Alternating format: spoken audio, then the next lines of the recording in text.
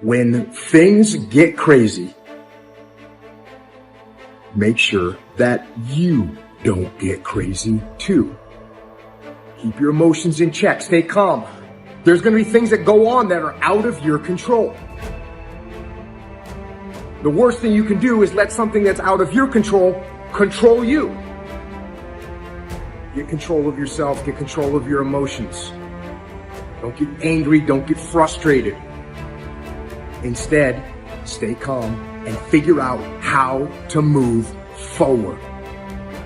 So you want to ask yourself, what story do you find yourself telling? Because the more you tell the story, the more active it is within you, and the more it becomes your point of attraction. And the more it finalizes, way too strong of word, but the more it causes a belief to be powerful within you, and your powerful beliefs that are in opposition to your powerful desires are the only problem in the world that you ever have. Your subconscious mind is extraordinarily powerful, and its job is to keep you consistent on the outside with your commands on the inside. Burdens are what age us. They drag down our spirits. We can change the world. Just for a moment, close your eyes and connect with that part of yourself. If each one of us would practice getting in touch with the treasures within us on a daily basis, we could literally change the world. And as Joseph Campbell said, life is a wonderful, wonderful opera, except that it hurts. So the question is, do you see it as the beautiful opera? Or do you just pay attention to the pain? You get what you focus on. If you focus on the things that are bad, they will become real. They will become exaggerated. They will begin to monopolize your thoughts. You'll see them everywhere. And at the end of the day, you're going to get what you focus on. They're both true. Many of you listening to me know what it's like to lose everything. You know what it's like to hit rock bottom. You know what it's like not to be supported. You know what it's like to be lied on. You know what it's like to experience emotional, relational, and psychological trauma. And it changes you because you don't know what you are made of until you have gone through something. Don't let the outside interference stop your growth.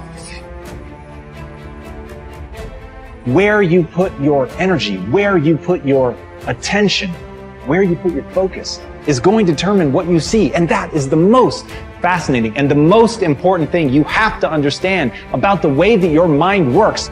It's called the reticular activating system. Your mind is literally designed to pay attention to the things that you notice. Rectify in yourself. Believe in yourself. Keep that faith in yourself.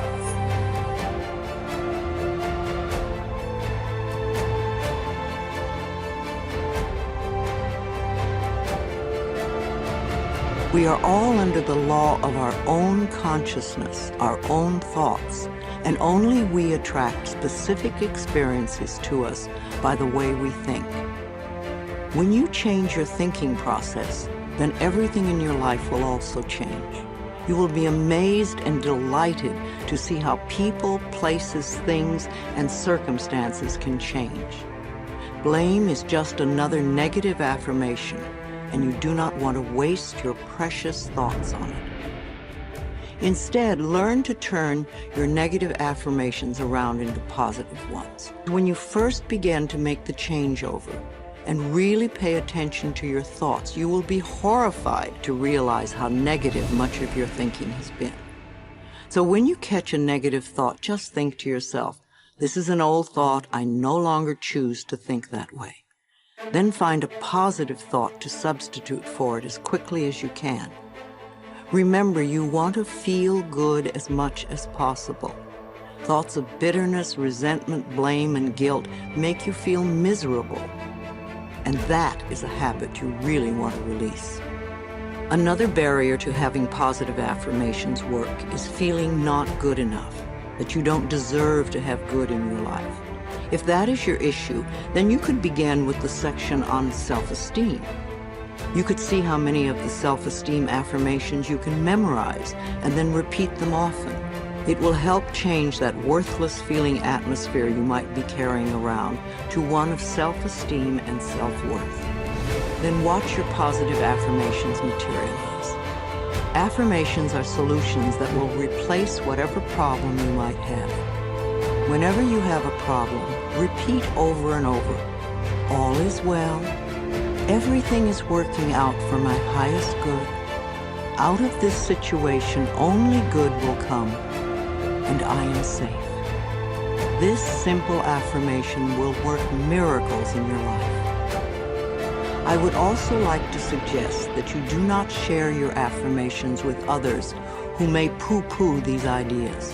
When you are just getting started, it is best to keep your thinking to yourself until you have achieved your desired results. Then friends will say, "Oh, your life is changing so much. You're so different. What have you been doing?" And then you can explain. Go over this section several times until you really get the principles and can live them. Also zero in on the sections that may have the most meaning to you and practice the affirmations. And remember to make up affirmations of your own. The first affirmations for you to use right now are, "I can do it. I can feel good about myself. I can make positive changes in my life." And you see, every time you try to go back, you can't do it. You can't do it. And the ingredients that make for a no-limit life are 5, in my opinion. The first is quality rather than appearances. You begin to change your thinking from appearances and how things look and how other people view me, okay? Because every time you find yourself upset in life about anything that anyone else has said, what you're really saying is what you think of me is more important than what I think of me. All right? So you change from appearances to what I call quality thinking. Quality. What is the quality of my life? Rather than how does it appear to others? Now, do you tell yourself that because my friends don't like me, that means there's something wrong with me? Now, that's what you have to learn. That another person's opinion is just that. It's their opinion, and that's all it is. Every time you are upset, or your children are upset, because of what somebody else says about them, including their peers, what you are really saying in that moment, and this is really important, what you're saying is what you think of me is more important than what I think of myself. And you must never give anybody that kind of power and control over you, because they will always have it. The funny part about approval, for those of you who really want it, now I'm here to tell you that I like approval. I enjoy it. I find it one of the most exciting things in the world. I like it when people read my book. I love it when people applaud. I like it when people tell me nice things and all. I like approval. I'm the first one to admit it. What I don't do is I don't need approval. There's a big difference between wanting approval and needing approval. When you need approval, it means you become immobilized when you don't get it from making other people's opinions more important. Now, for those of you who say, "Yeah, but I want approval and I need it, and if I don't get it," and so on, then understand this. The people who get the most approval in life are the ones who care the least about it. And the ones who get the least approval are the ones who are always going after it.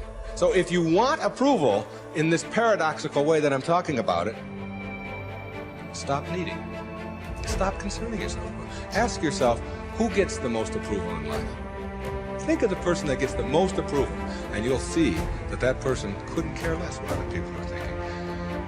They're so busy being, they don't have time to notice what their neighbors are doing. Thoreau said this, he said, "If you advance confidently in the direction of your own dream and endeavor to live the life which you have imagined, you will meet with a success unexpected and common hours." What that means is that success is not something that you can get in life. Success is an inner process. Success is something that you bring to everything you do in your life. It isn't something you get out of what you do. And when you get that.